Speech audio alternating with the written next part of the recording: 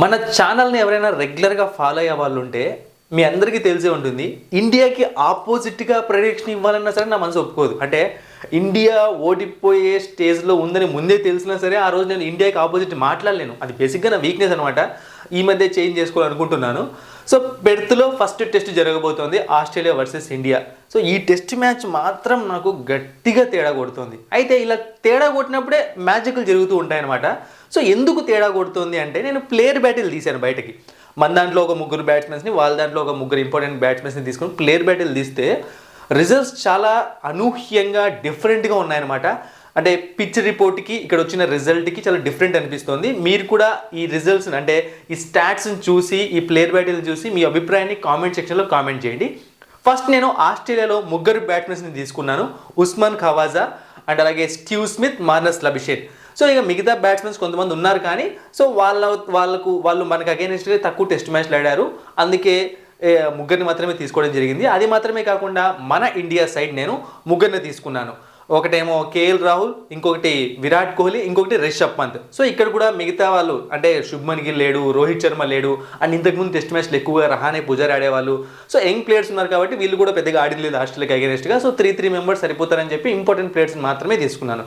Australia versus India first test preview video మన ఛానల్లో already మనం అప్లోడ్ చేసాము. సో డీటెయిల్డ్ స్టాట్స్తో అంటే పిచ్ రిపోర్ట్తో అంతా క్లియర్గా అప్లోడ్ చేసామన్నమాట. ఎవరైనా మిస్ అయిన వాళ్ళు ఉంటే ఒకసారి వెళ్ళి చూసేయండి, మన ఛానల్లో వీడియో ఉంది. సో ఒకసారి ఫస్ట్ మనం ఆస్ట్రేలియా ప్లేయర్స్తోనే స్టార్ట్ చేద్దాము. బట్ డీటెయిల్డ్గా క్లియర్గా గుర్తుపెట్టుకొని చూడండి, తర్వాత డిస్కస్ చేద్దాం దీని గురించి. Usman Khawaja versus Ravichandran Ashwin. 99 runs, 4 times out అయ్యాడు, 14.8 యావరేజ్ ఉంది. ఇక next Usman Khawaja versus Ravindra Jadeja. 139 runs, 4 times out అయ్యాడు, 34.8 యావరేజ్ ఉంది. సో గుర్తుపెట్టుకోండి, రవీంద్ర జడేజా అండ్ అశ్విన్ ఇద్దరిలో ఒకరు మాత్రమే ప్లేయింగ్ 11లో ఉండే అవకాశం ఉంది. అది కూడా అశ్వినే ఎక్కువగా ఉండే అవకాశం ఉంది. బట్ నేను ఇక్కడ ఇంక్లూడ్ చేశాను, జడేజాకు వికెట్స్ ఉన్నాయి కాబట్టి. ఇక next Usman Khawaja versus Mohammed Siraj. 22 runs, 2 times out అయ్యాడు, 33.8 యావరేజ్. సో బుమ్రా అయితే ఎప్పుడు అవుట్ చేయలేదు. ఇక మిగతా బౌలర్స్ యంగ్ బౌలర్స్ అనమాట, వాళ్ళు డెబ్యూ కూడా చేయలేదు కాబట్టి వాళ్ళు ఫేస్ చేయలేదు. ఇక next Marnus Labuschagne versus Ravichandran Ashwin. 190 runs, 3 times out అయ్యాడు, 63.3 యావరేజ్ ఉంది. ఇక Marnus Labuschagne versus Ravindra Jadeja. 99 runs, 5 times out అయ్యాడు, జస్ట్ 19.8 యావరేజ్ ఉంది. ఇక next Marnus Labuschagne versus Siraj. 122 runs, 2 times out అయ్యాడు, 61 యావరేజ్ ఉంది. సో బుమ్రా, మార్నస్ లబిషేన్ కూడా టెస్ట్ ఫార్మాట్లో అవుట్ చేయలేదు. ఇది పరిస్థితి. ఇక next Steve Smith versus Bumrah. So 52 runs, ఒకసారి అవుట్ అయ్యాడు, 52 యావరేజ్, ఒకసారి అవుట్ చేశాడు బుమ్రా. ఇక next Steve Smith versus Ravichandran Ashwin. So 434 runs, 8 times out అయ్యాడు, బట్ 54.2 యావరేజ్ ఉంది. ఇక next Steve Smith versus Ravindra Jadeja. 270 runs, 8 times out అయ్యాడు, 33.8 యావరేజ్ ఉంది. ఇక Steve Smith versus Mohammed Siraj. 82 runs, ఒకసారి అవుట్ అయ్యాడు, 82 యావరేజ్ ఉంది.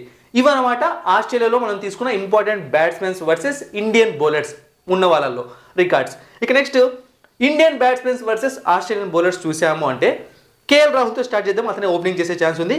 KL Rahul versus Pat Cummins. 80 runs, 2 times out అయ్యాడు, 40 average. KL Rahul versus Mitchell Starc. 100 runs, 2 times out అయ్యాడు, 50 average. KL Rahul versus Josh Hazlewood. 122 runs, 4 times out అయ్యాడు, 30.5 average. KL Rahul versus Nathan Lyon. 153 runs, 6 times out అయ్యాడు, 25.5 average. ఇక next Virat Kohli versus Pat Cummins. 96 runs, 5 times out అయ్యాడు, 19.2 average. Virat Kohli versus Mitchell Stark. 236 runs, 4 times out అయ్యాడు, 59 average. Virat Kohli versus Josh Hazlewood. 167 runs, 3 times out అయ్యాడు, 55.7 average. Virat Kohli versus Nathan lion. 529 runs, 7 times out అయ్యాడు, 75.6 average ఉంది. ఇక next Rishabh Pant versus Mitchell Stark. 120 runs, 2 times out అయ్యాడు, 60 average. Rishabh Pant versus Josh Hazlewood.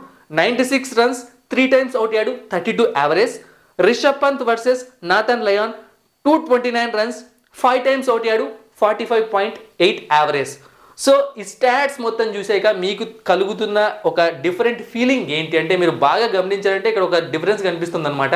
అదేంటి అంటే Perth pitch అన్నది పేసర్స్కి బ్రహ్మాండంగా అనుకూలిస్తుంది. స్పిన్నర్స్ ఇక్కడ రాజ్యం ఏలలేరు. అంటే లాస్ట్ 2 రోజులు లేదా లాస్ట్ రోజు ఏమైనా క్రాక్స్ డెవలప్స్ అయితే అప్పుడు వాళ్ళు ఏమన్నా గేమ్లోకి రాగలరు, కానీ గేమ్లోకి రావడం చాలా కష్టం. సో ఇక్కడ మనం చూసుకున్నాము అంటే మన బౌలర్స్, మన స్పిన్నర్స్కి వాళ్ళ బ్యాట్స్మెన్ పైన మంచి రికార్డ్స్ ఉన్నాయి మన ఇండియాలో మ్యాచెస్ ఆడినప్పుడు. అది కూడా సో ఇది పెర్త్ పిచ్ అనేది స్పిన్ పిచ్ కాదు, కాబట్టి చాలా జాగ్రత్తగా పర్ఫామ్ చేయాలి. ఆస్ట్రేలియాలో చాలా డేంజర్. అదే ఇక్కడ మనం వైస్ వర్స్ ఇక్కడికి వచ్చామనుకోండి, Indian batsmens against Australia fast bowlers వాళ్ళ అప్పర్ హ్యాండ్ కనిపిస్తుంది చాలా మంది పైన. సో యావరేజ్ చాలా తక్కువగా ఉంది. అండ్ వాళ్ళ దగ్గర ఒక క్వాలిటీ స్పిన్నర్ నాథన్ లయన్ ఉన్నాడు. అయితే స్పిన్నర్స్ మనం హ్యాండిల్ చేసుకుంటాం, బట్ ఈ మధ్య స్పిన్నర్స్ కూడా మనం ఏదో వణికిపోతున్నారు మన వాళ్ళు, ఏం జరుగుతుందో తెలియట్లేదు. బట్ పెర్త్ పిచ్ ఫాస్ట్ బౌలర్స్కి పేసర్స్కి అనుకూలిస్తుంది. సో ఆస్ట్రేలియన్ పేసర్స్ని వాళ్ళ షార్ట్ లెంత్ని ఎలా మన వాళ్ళు హ్యాండిల్ చేస్తారో చూడాలి. అండ్ విరాట్ కోహ్లీ ఫామ్లోకి రావాలి, కేఎల్ రాహుల్ ముఖ్యంగా బాగా ఆడాలి, రిషబ్ పంత్ బాగా ఆడాలి. ఎందుకు వీళ్ళ ముగ్గురినే చెప్తున్నాను అంటే వీళ్ళ ముగ్గురికే కొంచెం బాగా మంచి ఎక్స్పీరియన్స్ ఉంది. ఆ పిచ్చెస్ అయినా సరే, లేకుంటే ఆ ఎన్విరాన్మెంట్ అయినా, ఆ టీం అయినా. సో ఆ పిచ్ అయితే తక్కువేలేండి, సెకండ్ మ్యాచ్ ఆడుతున్నారు 2018 తర్వాత. బట్ కొంచెం ఫెమిలియర్ ప్లేసెస్ కదా, అవతల వాళ్ళు ఎలా ఆడతారు ఏంటని బాగా తెలుసు. మిగతా అందులో యంగ్ ప్లేయర్స్ ఉన్నారనమాట, వాళ్ళకు చాలా ఇప్పుడు నితీష్ కుమార్ రెడ్డి డెబ్యూ చేయొచ్చు, ప్రసిద్ధ్ కృష్ణ లేకుంటే హర్షిత్ రాణా. సో వీళ్ళందరూ కూడా కొంచెం యంగ్ ప్లేయర్స్ అనమాట. ధ్రువ్ జురెల్ కొంచెం టెన్షన్ పడతారు ఖచ్చితంగా అగేన్స్ట్ ఆస్ట్రేలియా అంటే. సో మరి టెన్షన్ పడతారు అనుకున్న వాళ్ళే ఆడతారా, లేకుంటే వీళ్ళే మనల్ని గట్టెక్కిస్తారేమో చూడాలి. ఈ ముగ్గురి పైన నా నమ్మకం అయితే ఉంది. మరి ఈ స్టాట్స్ చూసాక మీరేమనుకుంటున్నారో కామెంట్ సెక్షన్లో కామెంట్ చేయండి. మనం డీటెయిల్డ్ ప్రివ్యూ వీడియో ఆల్రెడీ మన ఛానల్లో చేసాము, మిస్ అయిన వాళ్ళు ఉంటే వెళ్ళి చూసేయండి. Thank you for watching and supporting మీ. మరిన్ని ఇంట్రెస్టింగ్ వీడియోస్ కోసం సబ్స్క్రైబ్ చేయడం మర్చిపోకండి.